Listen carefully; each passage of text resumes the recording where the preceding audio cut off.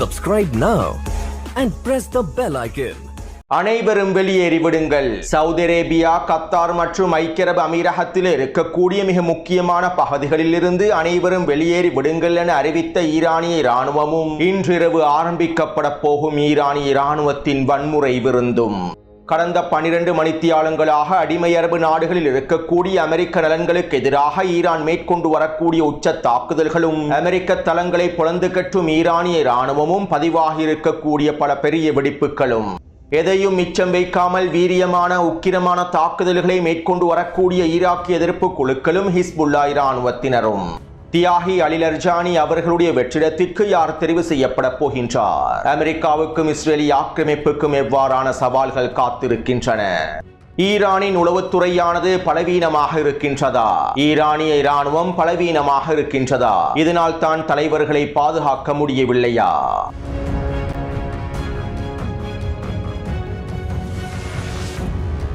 Iran அப்டேட்டின் 42வது காணொளியாகும். இன்று காலை பதிவிட்ட காணொளியை பார்வையிடாதவர்கள் கீழே இருக்கக்கூடிய லிங்கினை பயன்படுத்தி அவசரமாக பார்வையிடுங்கள். அப்போது தான் முக்கியமான தகவல்களுடைய தொடர்ச்சியை உங்களுக்கு தெளிவாக புரிந்து கொள்ள முடியும். யமன் அன்சாருல்லாவின் அரசியல் பணியக உறுப்பினர் அல் ஃபராஜ் அவர்கள் ஊடகங்களிடம் இவ்வாறு தெரிவித்தார். தியாகி அலி லர்ஜானி அவர்களுடைய வீர மரணத்தினால் அமெரிக்காவுக்கோ ஜியோனிஸ் ஆக்கிரமிப்புக்கோ சாதகமாக எதுவும் நடைபெறப் போவதில்லை. தியாகிகளின் மரணம் எப்போதும் வீரத்தையும் விடாமுயற்சியையும் பழிவாங்கும் உணர்வையுமே அதிகரிக்கும். இந்த போரினுடைய முதல் நாளிலேயே தியாகி இமாம் அலி கமேனி அவர்கள் வீர மரணம் அடைந்து விட்டார். மேலும் உச்ச தலைவருடைய இந்த வீர மரணத்திற்கு பின்பு ஈரான் பல மடங்கு உறுதியடைந்துள்ளது.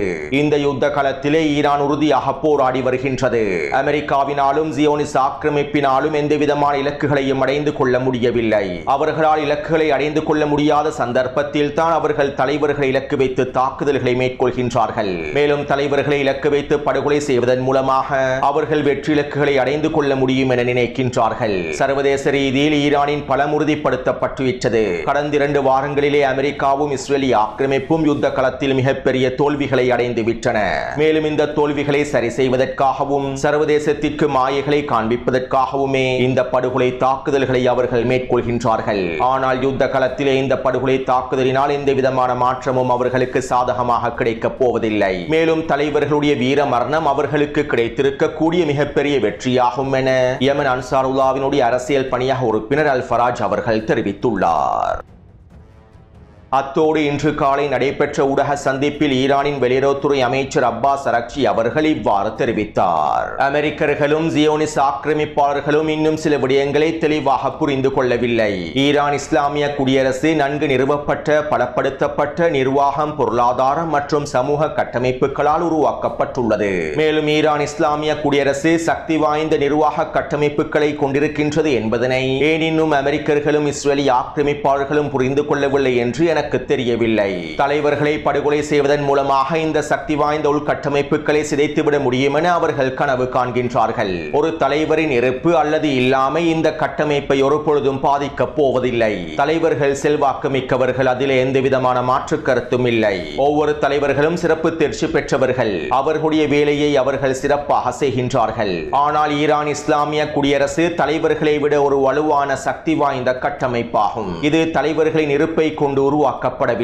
உறுதியான பலமான கொள்கைகளின் அடிப்படையிலேயே ஈரான் இஸ்லாமிய குடியரசின் கட்டமைப்பு உருவாக்கப்பட்டுள்ளது. தலைவர்களுடைய படுகொலையானது ஈரான் இஸ்லாமிய குடியரசின் கட்டமைப்பை மேலும் பலப்படுத்தும். தலைவர்களை படுகொலை செய்வதன் மூலமாக யுத்த களத்திலே அவர்களால் எந்த விதமான வெற்றிலக்குகளையும் அடைந்து கொள்ளவே முடியாது. மேலும் அவர்கள் இந்த உண்மைகளை இன்னும் புரிந்து கொள்ளவில்லை என ஈரானின் வெளியுறவுத்துறை அமைச்சர் அப்பாஸ் அரக்சி அவர்கள் தெரிவித்துள்ளார். அத்தோடு இஸ்ரேலி ஆக்கிரமிப்பின் வெளியுறவுத்துறை அமைச்சர் கிடியோன் சார் இஸ்ரேலி ஆக்கிரமிப்பு ஊடகங்களிடம் இவ்வாறு தெரிவித்தார். அலி லர்ஜானியின் தலைக்கு அமெரிக்கா $10 மில்லியன் விதித்தது. ஆனால் நாங்கள் அவரை இலவசமாகவே படுகொலை செய்துவிட்டோம். அலி லர்ஜானியையும் அவருடைய உறுப்பினர்களையும் நாங்கள் முழுமையாக அழித்து விட்டோம். ஈரானிய மக்களே, இது உங்களுக்கு கிடைத்திருக்கக்கூடிய சிறப்பான சந்தர்ப்பமாகும். ஈரானிய அரசாங்கத்தை வீழ்த்துவதற்கு நீங்கள் களமிறங்க வேண்டும். இதற்கான வாய்ப்புகளையும் சந்தர்ப்பங்களையுமே நாங்கள் உருவாக்கி வருகின்றோம். அலி லர்ஜானியையும் படுகொலை செய்துவிட்டோம். இதற்கு பிறகும் நீங்கள் அமைதியாக இருக்கக்கூடாது. வீதிகளில் களமிறங்கி உங்களுடைய சுதந்திரத்திற்காக போராடுங்கள். ஈரானிலே நீங்கள் தான் ஆட்சி மாற்றத்தை ஏற்படுத்த வேண்டும் என இஸ்ரேலி ஆக்கிரமிப்பின் வெளியுறவுத்துறை அமைச்சர் கிடியோன் சார் கருத்துக்களை வெளியிட்டிருந்தார். இஸ்ரேலிய ஆக்கிரமிப்பின் வெளியுறவுத்துறை அமைச்சர் வெளியிட்டிருக்கக்கூடிய இந்த கருத்துக்கள் வேடிக்கையானவையாகும். மேலும் அலி லர்ஜானி அவர்களை படுகொலை செய்வதன் மூலமாக இலக்குகளை அடைந்து கொள்ள முடியாது என்பதனையும் அவருடைய இந்த கருத்துக்கள் உறுதிப்படுத்தியுள்ளன. அலி லர்ஜானி அவர்களை படுகொலை செய்ததற்கு பின்பு ஈரானிய மக்களை வீதியில் களமிறங்கி போராடுமாறு அவர் அழைப்பு விடுத்துள்ளார். ஈரானிய அரசாங்கத்தினை வீழ்த்துவதற்கான சந்தர்ப்பத்தை உருவாக்கி தந்திருப்பதாக அவர் கூறியுள்ளார். ஆனால் அலி லர்ஜானி அவர்கள் படுகொலை செய்யப்பட்டதற்கு பின்பு ஈரான் முழுவதும் ஆயிரக்கணக்கான லட்சக்கணக்கான மக்கள் வீதிகளிலே களமிறங்கி அலி லர்ஜானி அவர்களுடைய தியாகத்திற்கு வாழ்த்துக்களை தெரிவித்தார்கள். மேலும் ஈரான் இஸ்லாமிய குடியரசுக்கான முழுமையான ஆதரவை வெளிப்படுத்தினார்கள். ஈரானின் உச்ச தலைவர் படுகொலை செய்யப்பட்ட சந்தர்ப்பத்தில் எவ்வாறு அனைத்து ஈரானிய மக்களும் வீதிகளில் களமிறங்கி ஈரான் இஸ்லாமிய குடியரசுக்கு முழுமையான ஆதரவை வெளிப்படுத்தினார்களோ அதே போன்று அலி லர்ஜானி அவர்கள் படுகொலை செய்யப்பட்டதற்கு பின்பும் ஈரானிய மக்கள் வீதிகளில் களமிறங்கி ஈரான் இஸ்லாமிய குடியரசுக்கான முழுமையான ஆதரவை வெளிப்படுத்தி இருந்தார்கள். மேலும் இஸ்ரேலிய ஆக்கிரமிப்பின் வெளியுறவுத்துறை அமைச்சர் கூறுவதை போன்று ஈரான் இஸ்லாமிய குடியரசுக்கு எதிராக எந்த ஒரு கைக்கூலிகளும் வன்முறையாளர்களும் கலவரக்காரர்களும் களமிறங்கவில்லை. ஏனென்றால் ஈரான் முழுவதும் ஈரானிய ராணுவம் பலமாக செயற்படுகின்றது. கைக்கூலிகளாலும் கலவரக்காரர்களாலும் எந்தவிதமான போராட்டங்களையும் ஆரம்பிக்க முடியாத வண்ணம் ஈரானிய ராணுவத்தினர் ஈரானுக்குள்ளே பாதுகாப்பை பலப்படுத்தியுள்ளார்கள். மேலும் இவ்வாறு ஈரானிய தலைவர்களை படுகொலை செய்துவிட்டு ஈரானிய மக்களை வீதிகளில் களமிறங்கி போராடுமாறு இஸ்ரேலிய ஆக்கிரமிப்பு தலைமைகள் வெளியிட்டிருக்கக்கூடிய கருத்துக்களை நினைத்தால் சிரிப்புதான் வருகின்றது. நெட்டன்யாஹு ஊடக சந்திப்பை முன்வைத்து ஈரானிய மக்களுக்கு வாழ்த்துக்களை தெரிவித்திருந்தார். ஈரானிய மக்கள் வீதிகளில் களமிறங்கி போராட வேண்டும் என்றும் ஈரான் இஸ்லாமிய குடியரசை வீழ்த்த வேண்டும் என்றும் குறிப்பிட்டிருந்தார். நெட்டன்யாஹுவின் இந்த விசேட ஊடக சந்திப்பு காணொலியை டெலிகிராம் சேனலிலும் பதிவிட்டுள்ளேன். மேலும் இவர்களுடைய இந்த படுகொலை தாக்குதல்கள் களத்தில் எந்தவிதமான தாக்கத்தையும் ஏற்படுத்தவில்லை என்பதும் உறுதி செய்யப்பட்டுள்ளது. அடுத்து ஈரானின் உளவுத்துறையானது பலவீனமடைந்து காணப்படுகின்றது. ஈரானிய இராணுவத்தினால் அவர்களுடைய தலைவர்களையே பாதுகாக்க முடியவில்லை. ஈரானிய உளவுத்துறையினால் ஈரானிய தலைவர்களை பாதுகாக்க முடியவில்லை. அவர்களுடைய தலைவர்களை அவர்களாலேயே பாதுகாக்க முடியவில்லை. ஈரானிய உளவுத்துறையானது பலவீனமடைந்து விட்டது. இது ஈரானிய இராணுவத்திற்கு ஏற்பட்டிருக்கக்கூடிய மிகப்பெரிய இழப்பு என முன்னைய காணொளிகளில் பலர் கருத்துக்களையும் விமர்சனங்களையும் முன்வைத்திருந்தீர்கள். நீங்கள் கூறுவதை போன்று உளவுத்துறை பலமாக செயற்பட்டு இராணுவம் பலமாக செயற்பட்டு தலைவர்களை பாதுகாப்பதற்கான வேலை திட்டங்களை உச்சளவில் மேற்கொண்டு எதிரினுடைய தாக்குதல்களிலிருந்து அவர்களை பாதுகாப்பான இடத்திற்கு நகர்த்தி தலைவர்களுக்கு தேவையான முழுமையான பாதுகாப்பையும் வழங்கி உளவுத்துறையும் இராணுவமும் உச்சளவில் பலமாக செயற்பட்டால் தலைவர்களுடைய உயிரை பாதுகாக்க முடியுமா? மரணத்திலிருந்து தலைவர்களை பாதுகாத்து விட முடியுமா? ஒரு இராணுவம் பலமாக இருப்பதன் மூலமாகவும் உளவுத்துறை பலமாக இருப்பதன் மூலமாகவும் தலைவர்களை மரணத்திலிருந்து பாதுகாத்து விட முடியுமா? தலைவர்களின் மரணத்தை பலமான இராணுவத்தினாலும் பலமான உளவுத்துறையினாலும் தடுத்து நிறுத்திவிட முடியுமா? நான் உங்களிடம் ஒரு விடயத்தை கேட்கின்றேன். உங்களுக்கு அமெரிக்க அரசாங்கமும் இஸ்ரேலிய ஆக்கிரமிப்பு அரசாங்கமும் முழுமையான பாதுகாப்பை தந்தால் அமெரிக்காவினுடைய உளவுத்துறையும் இஸ்ரேலிய ஆக்கிரமிப்பின் மொசாட் உளவு பிரிவும் உங்களுக்கு பாதுகாப்பை முழுமையாக வழங்கினால் நீங்கள் மரணத்திலிருந்து பாதுகாக்கப்படுவீர்களா? உங்களுடைய மரணத்தை உங்களுக்கு வெற்றி கொள்ள முடியுமா? நீங்கள் கூறுவதை போன்று அமெரிக்க இராணுவம் மிகப்பெரிய பலம் பொருந்திய இராணுவமாக இருந்தால் அமெரிக்க உளவுத்துறை இஸ்ரேலிய ஆக்கிரமிப்பு உளவுத்துறை மிகப்பெரிய பலம் பொருந்திய உளவுத்துறையாக இருந்தால் நீங்கள் அவர்களுடைய பாதுகாப்பை பெற்றால் மரணத்திலிருந்து உங்களை பாதுகாத்துக் கொள்ள முடியுமா? நீங்கள் எவ்வளவு பாதுகாப்பாக இருந்தாலும் மிகப்பெரிய பலமான இராணுவத்திற்கு கீழால் இருந்தாலும் பலமான உளவுத்துறைக்கு கீழால் இருந்தாலும் உங்களுக்கு நிச்சயிக்கப்பட்டிருக்கக்கூடிய மரணத்திலிருந்து உங்களால் ஒரு பொழுதும் தப்பிக்கவே முடியாது. பலமான இராணுவத்தினையும் பலமான உளவுத்துறையையும் கொண்டு மரணத்தை யாராலும் வெற்றி கொள்ள முடியாது. பலஸ்தீனிய தலைவர்களாக இருந்தாலும் சரி, எதிர்க்கட்சி தலைவர்களாக இருந்தாலும் சரி, ஈரானிய தலைவர்களாக இருந்தாலும் சரி, அவர்கள் யாருமே மரணத்திலிருந்து தங்களை பாதுகாத்துக் கொள்வதற்காக போராடவில்லை.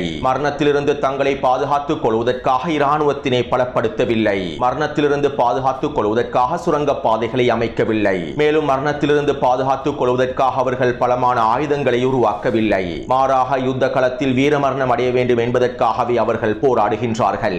எனவே தலைவர்களுடைய மரணத்தை வைத்து இராணுவத்தினுடைய பலத்தையும் உளவு பிரிவுகளுடைய பலத்தையும் ஒப்பிட வேண்டாம். அவ்வாறு நீங்கள் தலைவர்களின் மரணத்தை வைத்து ஈரானிய இராணுவத்தையும் ஈரானினுடைய உளவுத்துறையையும் ஒப்பிட்டால் அது உங்களுடைய அறியாமையாகும். இராணுவத்தின் பலவீனமும் உளவுத்துறையின் பலவீனமும் தான் தலைவர்களுடைய மரணத்திற்கு காரணம் என்று நீங்கள் நம்பினால் அது உங்களுடைய அறியாமையாகும். பலமான இராணுவத்தின் மூலமாகவும் பலமான உளவு பிரிவின் மூலமாகவும் தான் தலைவர்களை பாதுகாக்க முடியும் என்று நீங்கள் நம்பினால் அது உங்களுடைய முட்டாள்தனமாகும். எனவே இதற்கு பிறகாவது யுத்த களத்தினுடைய உண்மையான தன்மைகளை புரிந்து கொள்ளுங்கள். புரிந்து கொள்வதற்கு முயற்சி செய்யுங்கள். அடுத்து தியாகி அலிலர்ஜானி அவர்களுடைய வெற்றிடத்திற்கு சயீத் ஜலீலி அவர்கள் நியமிக்கப்பட போவதாக தகவல்கள் வெளியாகியுள்ளன.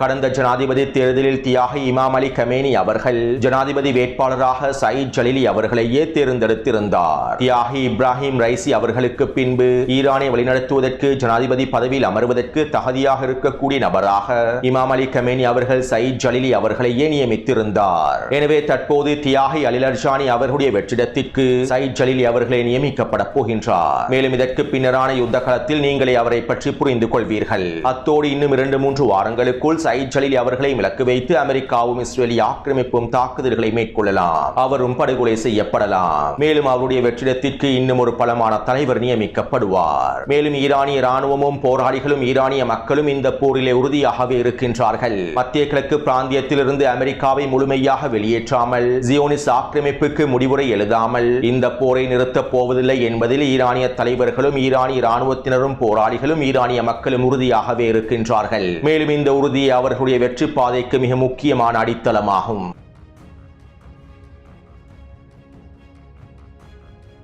தியாகி அலிலர்ஜானி அவர்கள் படுகொலை செய்யப்பட்ட செய்தி அறிவிக்கப்பட்டதற்கு பின்பு ஈரானினுடைய காத்தமல் அன்பியா தலைமையகம் அறிக்கை ஒன்றை வெளியிட்டிருந்தது. நாங்கள் எங்களுடைய அடுத்த கட்ட போரை ஆரம்பித்து விட்டோம். எங்களுடைய அடுத்த கட்ட போரானது வன்முறை நிறைந்த போராகவே அமைந்திருக்கும் என காத்தல் அன்பியா தலைமையகம் அறிக்கைகளில் குறிப்பிட்டிருந்தது. அதாவது ஈரானிய ராணுவம் வன்முறை நிறைந்த அடுத்த கட்ட போரை தற்போது ஆரம்பித்துள்ளது. மேலும் இதற்கமைவாக ஈராக் எதிர்ப்பு குழுக்களும் அவர்களுடைய தாக்குதல்களுடைய எண்ணிக்கையையும் வீரியத்தையும் அதிகரித்துள்ளார்கள். கடந்த 24 மணித்தியாலங்களுக்குள் ஈராக்கிய எதிர்ப்பு குழுக்கள் 37க்கும் அதிகமான தாக்குதல்களை மேற்கொண்டுள்ளார்கள். இதற்கமைவாக ஈராக்கின் பக்தாதில் இருக்கக்கூடிய அமெரிக்க தூதரகத்தின் இன்னும் ஒரு கட்டிடத்தை இலக்கு வைத்தும் தாக்குதல்களை மேற்கொண்டிருந்தார்கள். பக்தாதில் இருக்கக்கூடிய அமெரிக்க தூதரகம் மிகப்பெரிய தூதரகமாகும். குறித்த தூதரகத்திலே பல கட்டிடங்கள் காணப்படுகின்றன. இதனால் தான் ஒவ்வொரு கட்டிடத்தை இலக்கு வைத்தும் தனித்தனியாக தாக்குதல்களை மேற்கொண்டு வருகின்றார்கள். அமெரிக்க தூதரகத்தை முழுமையாக சிதைக்கும் நோக்கத்தோடு இந்த தாக்குதல்கள் மேற்கொள்ளப்பட்டு வருகின்றன. ஏற்கனவே அமெரிக்க தூதரகத்தில் இருக்கக்கூடிய மிக முக்கியமான வான் பாதுகாப்பு அமைப்புகளையும் ராடர் கருவிகளையும் ஹெலிகாப்டர் நிலைநிறுத்தக்கூடிய பிரதேசங்களையும் தரைமட்டமாக்கி விட்டார்கள். தற்போது குறித்த தூதரகத்தின் முக்கியமான கட்டிட பிரதேசங்களை இலக்கு வைத்து தொடர்ச்சியான தாக்குதல்களை மேற்கொண்டு வருகின்றார்கள். மேலும் கடந்த 24 மணித்தியாலங்களுக்குள் அமெரிக்க தூதரகத்தை இலக்கு வைத்து 5க்கும் அதிகமான ட்ரோன் தாக்குதல்கள் மேற்கொள்ளப்பட்டுள்ளன. அத்தோடு இந்த தாக்குதலை தொடர்ந்து குர்திஸ்தான் எர்பில் பிரதேசத்தில் இருக்கக்கூடிய அமெரிக்க தூதரகத்தை இலக்கு வைத்தும் 10 ட்ரோன் தாக்குதல்களை மேற்கொண்டிருந்தார்கள். இந்த தாக்குதலிலே குறித்த தூதரகத்தினுடைய கட்டிடத்தில் மிகப்பெரிய வெடிப்பும் பதிவாக இருந்தது.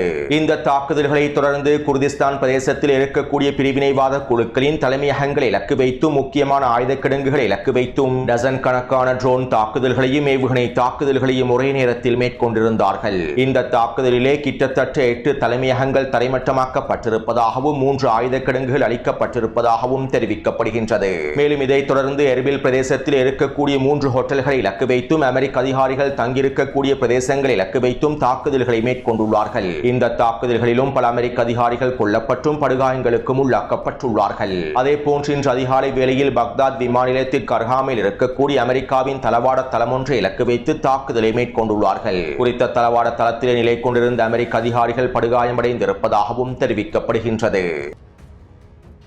அடுத்து நேற்றிரவு ஹிஸ்புல்லா இராணுவத்தினர் ஒரே நேரத்தில் இஸ்ரேலி ஆக்கிரமிப்பின் வடக்கு பிரதேசத்தை இலக்கு வைத்து 120க்கும் அதிகமான ஏவுகணை தாக்குதல்களை மேற்கொண்டிருந்தார்கள். இஸ்ரேலி ஆக்கிரமிப்பின் வடக்கு பிரதேசத்தில் இருக்கக்கூடிய 12க்கும் அதிகமான நகர்ப்புற பிரதேசங்களை இலக்கு வைத்தே குடியிருப்பு பகுதிகளை இலக்கு வைத்தே இந்த அதிரடியான 120க்கும் அதிகமான ஏவுகணை தாக்குதல்களை மேற்கொண்டிருந்தார்கள். இந்த தாக்குதலினால் 25க்கும் அதிகமான பிரதேசங்களில் வெடிப்புகள் பதிவாகி இருந்தன. கிட்டத்தட்ட 13க்கும் அதிகமான கட்டிடங்கள் இலக்கு வைக்கப்பட்டிருந்தன. மேலும் இந்த தாக்குதலிலே 2 பேர் கொல்லப்பட்டிருப்பதாகவும் 15க்கும் அதிகமானோர் படுகாயமடைந்திருப்பதாகவும் இஸ்ரேலி ஆக்கிரமிப்பு ஊடகங்கள் தெரிவித்துள்ளன. இருப்பினும் இந்த தாக்குதலினால் ஏற்பட்டிருக்கக்கூடிய உயிரிழப்புகள் மிக அதிகமாகும். அத்தோடு இந்த தாக்குதலை தொடர்ந்து ஹிஸ்புல்லா இராணுவத்தினர் வடக்கு பிரதேசத்தில் இருக்கக்கூடிய இராணுவ கட்டளை தளங்களை இலக்கு வைத்தும் அயன்டோம் அமைப்புகளை இலக்கு வைத்தும் டசன் கணக்கான ட்ரோன் தாக்குதல்களை மேற்கொண்டிருந்தார்கள். அதே போன்று தரைவழி தாக்குதலிலே 4 பிரதேசங்களில் வீரியமான தாக்குதல்களை மேற்கொண்டிருந்தார்கள். யாம், கஃபர் ஷுபா, ஐட்டுருன் மற்றும் ஐட்டால் ஷா பிரதேசங்களில் ஹிஸ்புல்லாவின் ரதுவான் படைப்பிரிவினர் முழுமையாக களமிறங்கி வீரியமான தாக்குதல்களை மேற்கொண்டுள்ளார்கள். இன்று அதிகாலை வேளையில் கிட்டத்தட்ட 4 மணித்தியாலங்களுக்கு மேலாக நேரடியான துப்பாக்கிச் சுட்டு மோதல்கள் நடைபெற்றுள்ளன.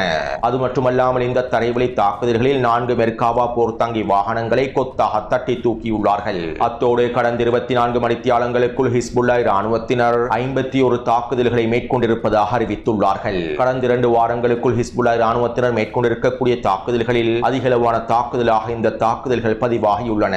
மேலும் இஸ்ரேலி ஆக்கிரமிப்பு உச்ச ஊடக தணிக்கையை செயற்படுத்தியுள்ளது. காணொளிகள் புகைப்படங்களை முழுமையாக சமூக ஊடக வலைத்தளங்களில் இருந்து நீக்கி வருகின்றது. அத்தோடு அலி அர்ஜானி அவர்களுடைய படுகொலைக்கு பின்பு ஈரான் இஸ்ரேலி ஆக்கிரமிப்பு இலக்கு வைத்து உச்சேவுகணை தாக்குதல்களை மேற்கொண்டிருந்தது. இந்த ஏவுகணை தாக்குதலினால் கொல்லப்பட்டவர்களுடைய எண்ணிக்கையானது தற்போது 8ஆக அதிகரித்திருப்பதாக இஸ்ரேலி ஆக்கிரமிப்பு ஊடகங்கள் தெரிவித்துள்ளன. இருப்பினும் கொல்லப்பட்டவர்களுடைய எண்ணிக்கையானது 30ஐ தாண்டி இருப்பதாகவே களத்திலிருந்து ஆதாரங்கள் தெரிவிக்கின்றன. மேலும் இந்த தாக்குதல்கள் தொடர்பான காணொளிகளையும் புகைப்படங்களையும் டெலிகிராம் சேனலில் பதிவிட்டுள்ளேன். அத்தோடு இஸ்ரேலி ஆக்கிரமிப்பு இலக்கு வைத்து இந்த தாக்குதல்களை மேற்கொண்டதற்கு பின்பு இன்று அதிகாலையிலேயே மத்திய கிழக்கு பிரதேசத்திலே இருக்கக்கூடிய அடிமை அரபு நாடுகளில் இருக்கக்கூடிய அமெரிக்க நலன்களை இலக்கு வைத்து வீரியமான தாக்குதல்களை ஆரம்பித்தார்கள். Saudi Arabia, Qatar, Kuwait, Bahrain மற்றும் ஐக்கிய அரபு அமீரகத்தில் இருக்கக்கூடிய அமெரிக்க தளங்களுக்கு எதிராக வீரியமான அதிக எண்ணிக்கையிலான ஏவுகணை தாக்குதல்களையும் ட்ரோன் தாக்குதல்களையும் மேற்கொண்டுள்ளார்கள். மத்திய கிழக்கு நாடுகளில் இருக்கக்கூடிய நண்பர்களுக்கு இவை நன்றாக தெரிந்திருக்கும். மேலும் இந்த தாக்குதலினால் சவுதி அரேபியாவில் இருக்கக்கூடிய அமெரிக்க கட்டளை தளத்தில் 4 வெடிப்புகள் பதிவாகியுள்ளன. கத்தாரிலே 3 வெடிப்புகள் பதிவாகியுள்ளன. ஐக்கிய அரபு அமீரகத்தில் 8 வெடிப்புகள் பதிவாகியுள்ளன. ஐக்கிய அரபு அமீரகத்தினுடைய 2 பிரதேசங்களில் மிகப்பெரிய தீப்பரவல் ஏற்பட்டுள்ளது. அதே போன்று குவைத் மற்றும் பஹ்ரைன் ஆகிய நாடுகளில் 9 வெடிப்புகள் பதிவாகியுள்ளன. குறித்த அடிமை நாடுகளின் அமெரிக்க நலன்களுக்கு எதிராகவே வீரியமான தாக்குதல்கள் மேற்கொள்ளப்பட்டிருந்தன. மேலும் இந்த தாக்குதலில் அமெரிக்காவுக்கு மிகப்பெரிய இழப்புகள் ஏற்படுத்தப்பட்டுள்ளது. அமெரிக்க தளங்களின் முக்கியமான பகுதிகள் சிதைக்கப்பட்டுள்ளன. இருப்பினும் இந்த அடிமை அரபு நாடுகளுடைய ஊடகங்களும் இந்த தாக்குதல்கள் தொடர்பான தகவல்களை முழுமையாக மூடி மறைக்கின்றன. அத்தோடு இந்த தாக்குதலை தொடர்ந்து அதிகாலை வேளையிலேயே ஈரானிய கடற்கரை எல்லை பிரதேசத்திலிருந்து 1100 கிலோமீட்டர் தொலைவில் நிலை கொண்டிருக்கக்கூடிய ஆப்ரஹாம் லிங்கன் போர்க்கப்பலை இலக்கு வைத்தும் பாலிஸ்டிக் ஏவுகணை தாக்குதல்கள் மேற்கொள்ளப்பட்டுள்ளன. இந்த தாக்குதலை தொடர்ந்து ஆப்ரஹாம் லிங்கன் போர்க்கப்பலானது 1300 கிலோமீட்டர் வரையில் பின்வாங்கி இருப்பதாக தெரிவிக்கப்படுகின்றது. அடுத்து இன்று மாலை அமெரிக்காவும் இஸ்ரேலி ஆக்கிரமிப்பும் ஈரானின் தெற்கு பிரதேசத்தில் இருக்கக்கூடிய மிக முக்கியமான எண்ணெய் சுத்திகரிப்பு நிலையமான எரிவாயு தளமான அசுலுயா எண்ணெய் உற்பத்தி தளத்தை இலக்கு வைத்து தாக்குதல்களை மேற்கொண்டிருந்தன. குறித்த தளத்தின் 4 பகுதிகளில் வெடிப்புகள் பதிவாகி இருந்தன. இதைத் தொடர்ந்து குறித்த பிரதேசத்தில் தீப்பரவல் ஏற்பட்டிருந்தது. மேலும் 1-2 மணித்தியாலங்களுக்குள் ஈரானிய தீயணைப்பு படையினர் இந்த தீயை கட்டுப்பாட்டுக்குள் கொண்டு வந்திருப்பதாக தெரிவிக்கப்படுகின்றது. அத்தோடு அமெரிக்காவினுடைய இஸ்ரேலி ஆக்கிரமிப்பினுடைய இந்த தாக்குதல்களை தொடர்ந்து ஈரானின் சக்தி மூலத்தை இலக்கு வைத்து மேற்கொள்ளப்பட்ட தாக்குதலை தொடர்ந்து ஈரானிய IRGC ராணுவம் அவசர எச்சரிக்கைகளை வெளியிட்டது. சவுதி அரேபியாவிலும் கத்தாரிலும் ஐக்கிய அரபு அமீரகத்திலும் இருக்கக்கூடிய மிக முக்கியமான சக்தி மூலங்களுக்கு அருகாமையில் இருக்கக்கூடிய மக்கள் அனைவரும் முழுமையாக வெளியேறிவிடுங்கள் என அவசர எச்சரிக்கையை வெளியிட்டது. அமெரிக்க நிறுவனங்களோடு சம்பந்தப்பட்டிருக்கக்கூடிய இந்த சக்தி மூலங்களை இலக்கு வைத்து தாக்குதல்களை மேற்கொள்ளப் போவதாக அறிவித்துள்ளார்கள். மேலும் தற்போது ஈரானிய ராணுவத்தினர் சவுதி அரேபியாவை வீரியமாக குறிவைக்கப் போகின்றார்கள். இதன் அடுத்த கட்டமாக கத்தாரையும் வீரியமாக குறிவைக்கப் போகின்றார்கள். ஐக்கிய அரபு அமீரகத்தை வளமை போன்று பொளந்து கட்டப் போகின்றார்கள். இதற்கான எச்சரிக்கைகளையே தற்போது வெளியிட்டுள்ளார்கள். இதனால் இன்றிரவு ஈரானின் வன்முறை தாக்குதல்கள் வீரியமாக ஆரம்பிக்கப்பட போகின்றன. எனவே இந்த காணொளி தொடர்பான கருத்துக்களை பதிவிடுங்கள். அடுத்த காணொளியை விரைவாக பதிவிடுகின்றேன். தொடர்ந்தும் என்னுடன் இணைந்திருங்கள். நன்றி, வணக்கம். Subscribe now and press the bell icon.